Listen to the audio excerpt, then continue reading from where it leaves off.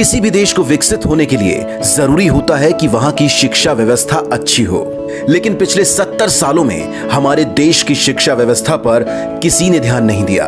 जनता ने तो उम्मीद ही छोड़ दी थी कि सरकारी स्कूल ठीक भी हो सकते हैं। लेकिन फिर दिल्ली में आई केजरीवाल सरकार, जिसने 5 साल में यह साबित कर दिया कि सरकारी स्कूल शानदार हो तो सकते हैं। सरकारी स्कूल प्राइवेट स्कूलों से बेहतर रिजल्ट ला तो सकते हैं। पिछले 5 सालों से लगातार दिल्ली के सरकारी स्कूल अपना ही रिकॉर्ड तोड़ते आ रहे हैं और इस साल तो उनका रिजल्ट 98% पहुंच गया है। इस रिजल्ट के भागीदार सरकारी स्कूलों के छात्रों से जब मुख्यमंत्री अरविंद केजरीवाल और शिक्षा मंत्री मनीष सिसोदिया ने करी मुलाकात, तो हुई कुछ खास बातें।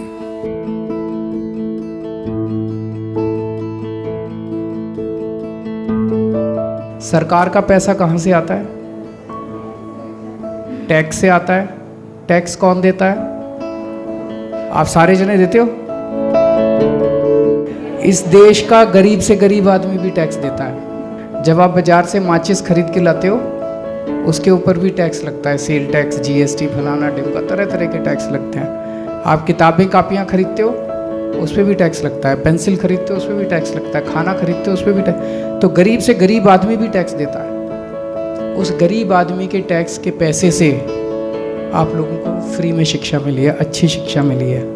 तो जो मर्जी बनो अपनी ज़िंदगी में, लेकिन जो इस देश ने आपके लिए किया उसको कभी मत भूलना। उस देश को वापस देना है।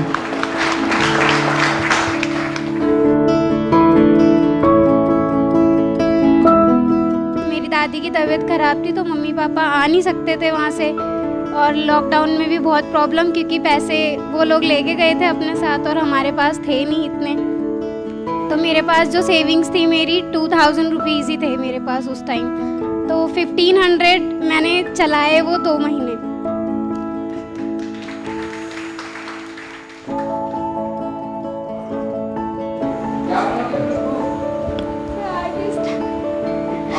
Yes sir. Painting? Yes sir. अच्छा, पेंटिंग करते हो? Yes sir. मैं सर से मिली भी हूँ जब यहाँ पे रॉयल कपल, डच कपल्स आए थे नीदरलैंड से।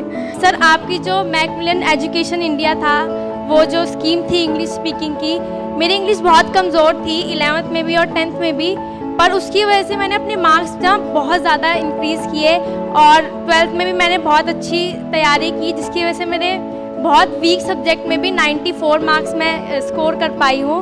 और मैं इसलिए आपका बहुत बहुत थैंक यू करना चाहती हूँ।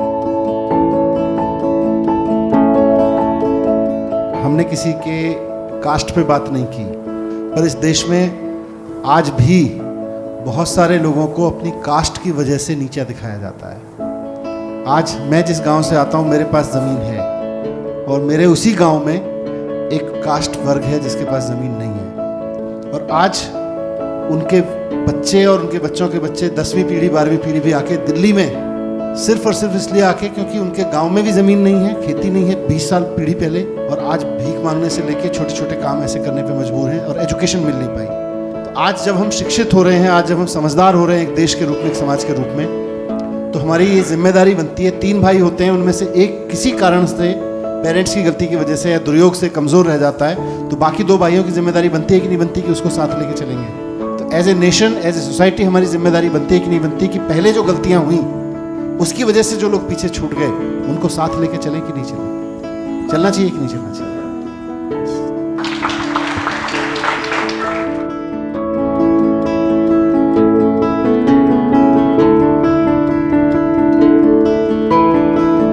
गुड आफ्टरनून सभी को। सर, मैं बेसिकली बिहार से बिलोंग करता हूँ। सर, मैं दिल्ली अपने अंकल के साथ रहता था बचपन से ही। 3rd क्लास में मैंने गवर्नमेंट स्कूल में मेरा नाम लिखवाया गया था। आफ्टर 10th क्लास मैंने अपने अंकल का भी घर छोड़ दिया। सर, मैं अकेला रहता हूँ और अकेला अपना रेंट पे रहता हूँ, किराया मैनेज करता हूँ। सर, मैंने कुछ ट्यूशन्स पढ़ाए, होम ट्यूशन्स, या सर खाली टाइम समय में कुछ फैक्ट्री वगैरह भी देखी। तो बाकी सर 12th में सर फिर टीचर्स ने सर बहुत ज़्यादा हेल्प की, क्योंकि उन्होंने कहा सर कि 12th ये हमारे लाइफ के मार्क्स हैं, ये लाइफ डिसाइड करते हैं। तो सर हमारे प्रिंसिपल सर, हमारे और टीचर्स सर, इन्होंने टाइम टाइम पे मोटिवेट किया सर, जिसका रिज़ल्ट ये है कि आज मैं फर्स्ट टाइम आपके सामने हूँ। धन्यवाद सर।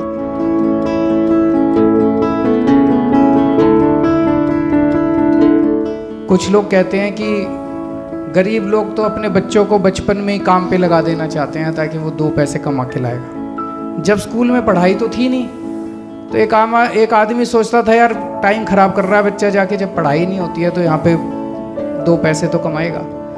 जब से दिल्ली के अंदर सरकारी स्कूलों में पढ़ाई अच्छी हुई है, अब हर गरीब आदमी चाहता है मेरा बच्चा बड़ा होके मेरा नाम रोशन करे, मेरे घर की गरीबी दूर करे और अपना भी आगे भविष्य बनाए।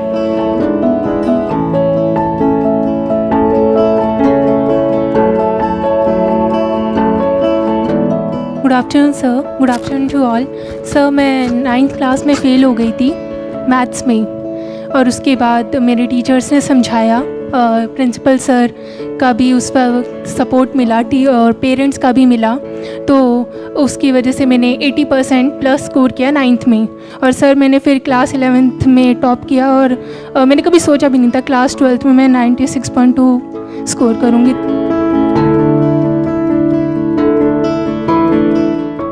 मैं हमेशा यही कहता हूँ कि वही टीचर्स हैं, वही बच्चे हैं, वही पेरेंट्स हैं, वही हेड ऑफ स्कूल्स हैं।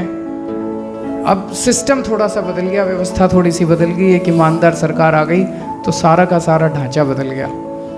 तो आप ऐसे ही लगे रहिए, सभी बच्चों के अच्छे भविष्य की मैं कामना करता हूँ और उम्मीद करता हूँ कि आप लोग अपने जीवन में खूब फले फूलें और देश का नाम रोशन करें। Thank you.